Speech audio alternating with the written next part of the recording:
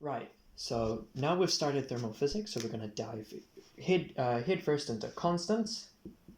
Constants, yeah, I spelled that right. Constants and equations. Oh, equations, and for thermal physics specifically, because that will help us sort of wrap our hands around it and be able to do it a bit more proficiently. Now, I want to take a different approach to this, and I want to sort of encourage you to discover these rather than I just write stuff on the board, because that'll help you retain that information a lot better. So let's start by talking about something I mentioned in the last video, which was latent heat. Now, I didn't describe it thoroughly there. I'm going to now, and we're going to talk about sort of where the idea sort of comes from, the purpose behind it, the reason why it exists, more than the fact that it exists. So, let's start with a simple little story. Some scientists have invented a new substance called Substance X. It's not a new element, just a new combination of elements. Now, they're cool guys, so they come to you, the local blacksmith, and they want you to make a sword out of it. Now, you know what you need to do to make a sword. You have a cast, a mold, right? That has your sort of blade in it. You're going to heat up Substance X, you're going to melt it, and you've got your crucible. And you fill the crucible with the Substance X, pour it into the mold, and then there you go. You've got your sword. Now, we have a problem in that your foundry is very expensive to run, and you need to find the cheapest way to do it. Now, the cheapest way to do it would be to just get it to the correct temperature, just the exact temperature. So if we have a temperature versus time graph,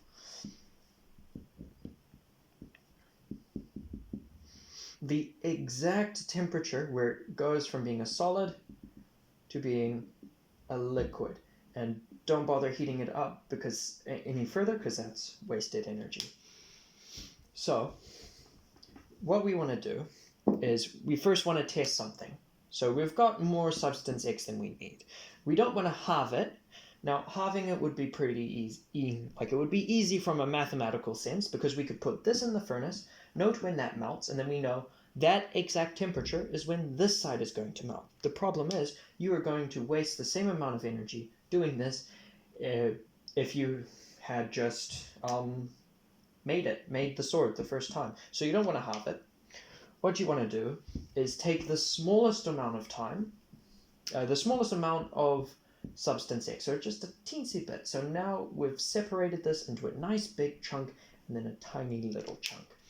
Now we have a different type of problem. Their masses are not the same. Their masses are not the same, and that's going to be a problem, because the more mass we have, the harder it is to heat things up. And let me show you why. Let's zoom in and take a very, very simplified version of this. So I have a solid that is made up of only 4 molecules, and I have a smaller version of the same solid made up of only a singular molecule. Now, I have an imaginary ray gun, and I shoot my ray at this molecule here, and at this molecule here. So only one molecule out of the system. What happens? Well, this one, it's very friendly, and so it shares that heat with its neighbors, right? The heat spreads. And so what we can see is this energy, the energy that I put in, the total energy this system experiences is that initial energy, so EI, over 4, because there are 4 atoms. And that is equal to the final energy that is experienced by the system. Here, we use the same equation, so EI over the number of molecules, and that's 1, is equal to EF. And what that means is actually nothing changes. And so this value isn't being divided. This value for this one is going to be larger, even though we input the same exact initial energy. Because we had more mass in this system, the sort of total energy at the end is going to be lower. So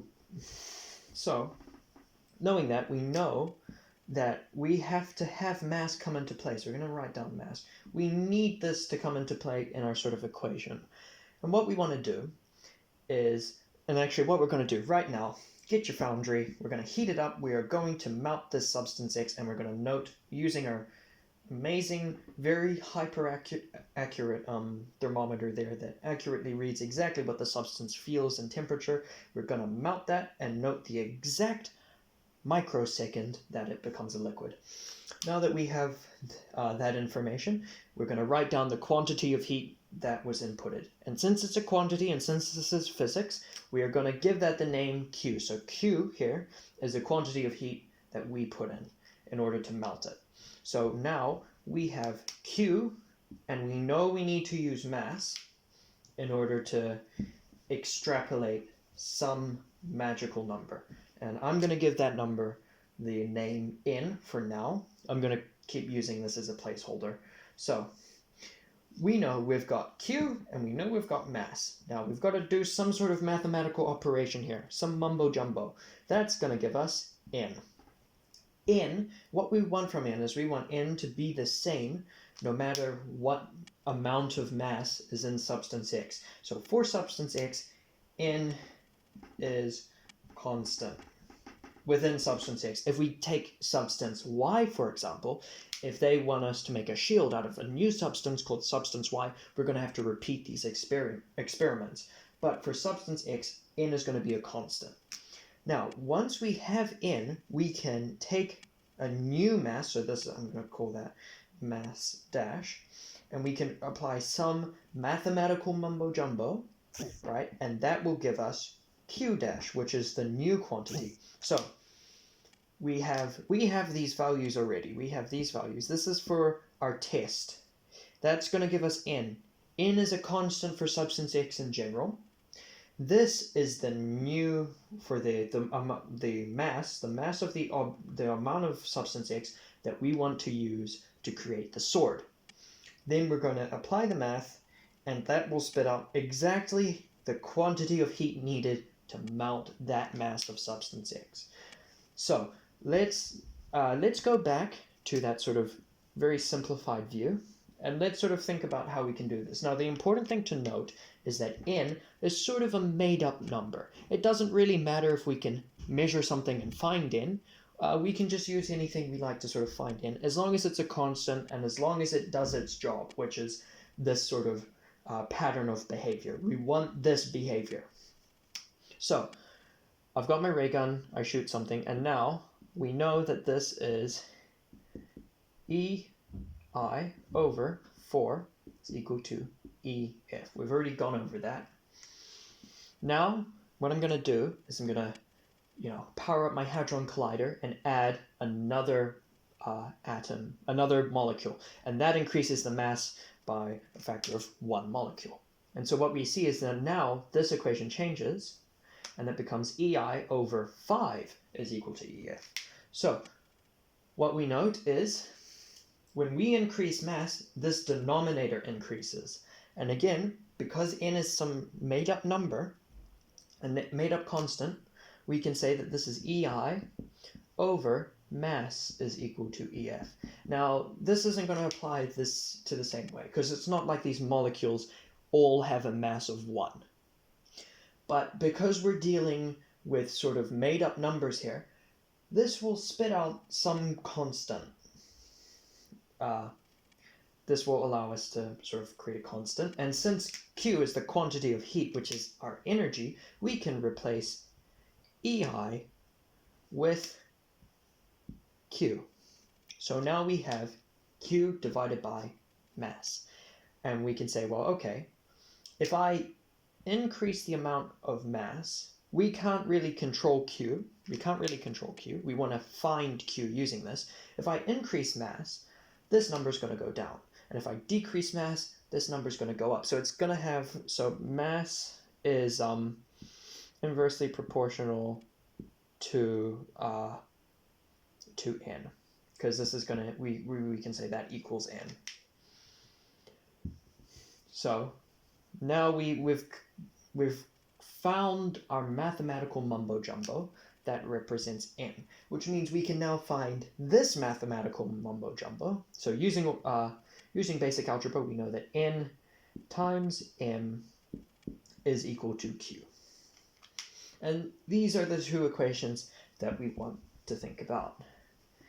Q divided by, Q divided by M is equal to N, and N times M is equal to Q.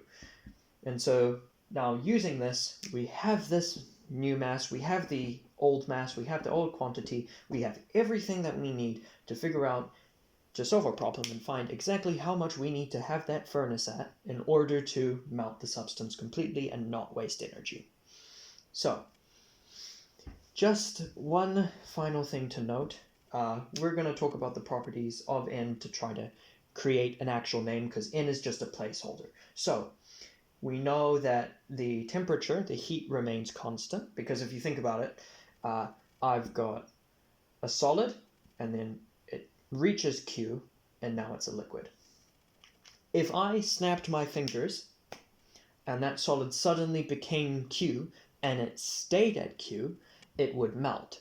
It doesn't need to continuously increase in temperature in order to melt. So if you look at a graph, and if we simplify the graph to be sort of a step structure, it'll melt on this step, not at some sort of weird point up here, but on that step. That entire step is representative of Q. So the temperature can remain constant. So 1, temperature is constant. 2, we're talking about heat energy, so it's heat energy. And 3, we are going from a solid to a liquid, and we already covered this, but that is fusion.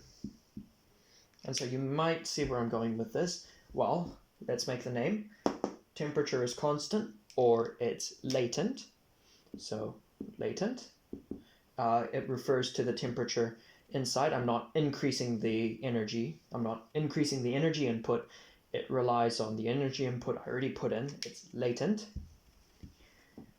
It's heat energy, so latent heat. And because it's a fusion of fusion. So now, instead of saying N, we can say latent heat of fusion multiplied by mass. That's going to give us the quantity of heat we need to heat that mass of that substance up to in order to melt it. And for shorthand, we can say LF, or LF if you're fancy. So LF times mass is equal to Q, our quantity of heat needed. Now, if we're talking about vaporation, so going from a liquid to a gas, then that's going to be the latent heat of vaporation, or LV. So again, LV times mass is equal to Q.